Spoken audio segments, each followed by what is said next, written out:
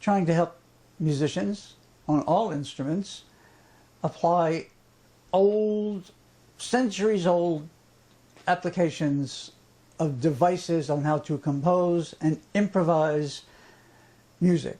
They give cohesion and hopefully deeper feeling, which is the whole purpose of music, in your playing. Try to do some stuff that's a little different than you can usually find out there. If you're in the Sacramento area, come in and see me in person. Maybe I can help you out some. We'll put more information up later. We're just getting started with this, so hopefully as time goes by, these videos will keep improving and be of, hopefully, a lot of use to people. We're trying to keep them short. We don't want to bore you. So we've talked twice now about the idea of idea development or motific development. Now, what are some specific devices on how to take this basic motif that you will find these motifs used in just many, many, many types of songs throughout the world? It's a universal device. One thing is, each basic phrase or motif, lick if you will, has two primary components. One is the rhythm of the idea, which could be played on a drum. For instance, here's Mary Had a Little Lamb in pure rhythm.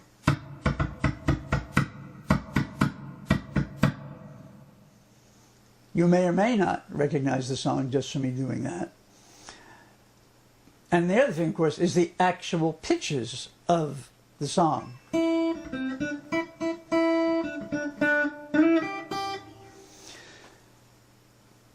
Both we can play with. And there's many ways to do it. So let's talk about some of many different ways to do this. One way is to what's called use augmentation. That simply means you take the original time value of the rhythm and make them longer.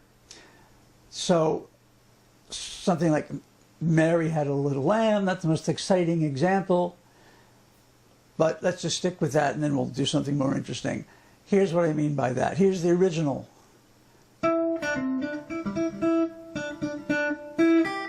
This would be augmentation.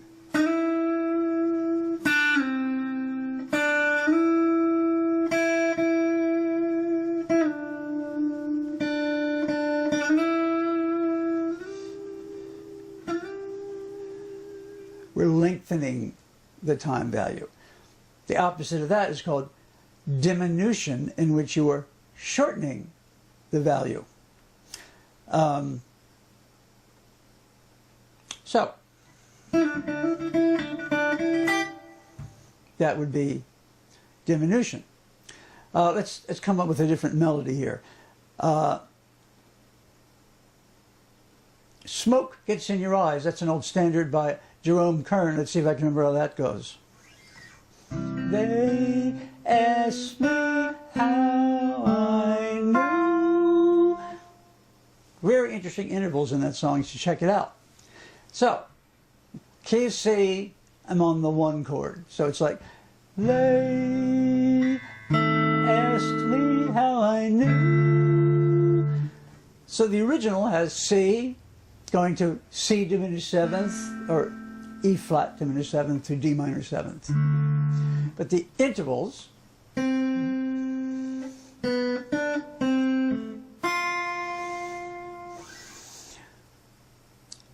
if we did diminution on those particular notes, we could even almost make it into a bebop kind of thing. You're shortening the time values. Retrograde is simply going in the reverse order of intervals. So that particular melody there goes starting on that note, C, and you're going down a second in the scale of the moment, which is C major.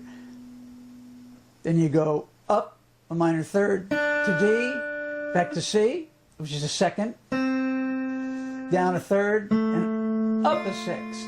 Well, retrograde would be exactly the opposite. It's So we're going to go up a second, and then, because the original went down a second, right? We're going up. And then the original went down another second. I'm sorry, it went up a third. So we're going, we're reversing it. Here's the original. Down a third. So we're going to go up a third.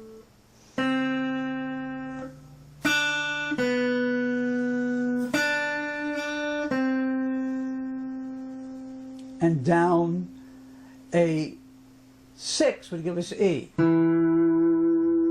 instead of the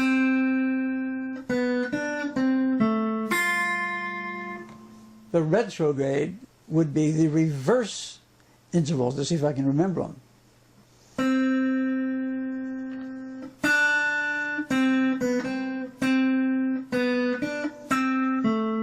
Okay, that's the original. So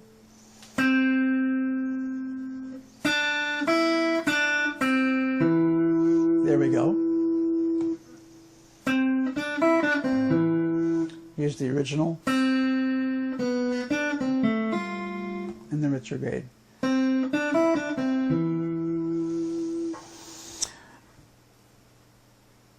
So those are three really popular ways to do it. Another way to do it without using those official devices coming from classical music with names to them is simply to use your own imagination and either change the rhythm of the original lick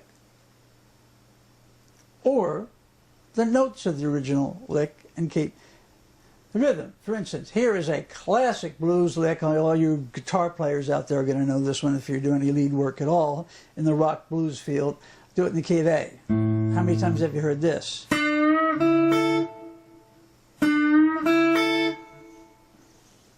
Okay, so here is the rhythm. Bum, bum, bum. Bum, bum, bum. What about if we changed that rhythm and kept the same notes? Here would be the original rhythm.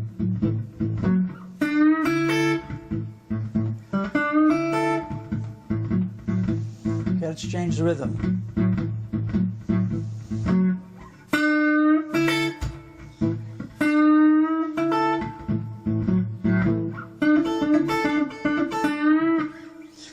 Same notes. Okay, now let's keep the same rhythm, but change the notes. Here's the original.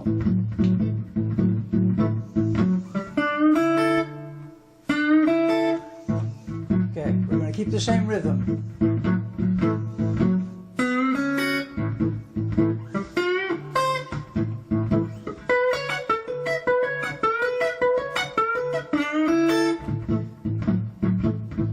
Change the notes again.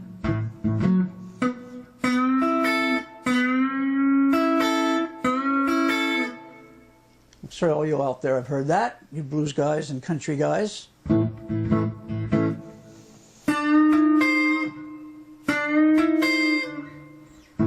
Now it can be, you can change both. Depends upon whether you want the original motif to be recognized by the listener or not. So we can use these things in two different ways, this motific development idea.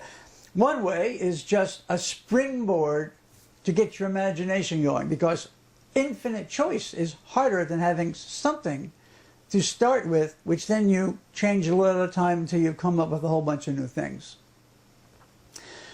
And the other way is to deliberately keep a semblance of the original thing so that you and the listener both know you were referring to the original idea. So I think that's enough on that subject for now, and we'll keep them coming.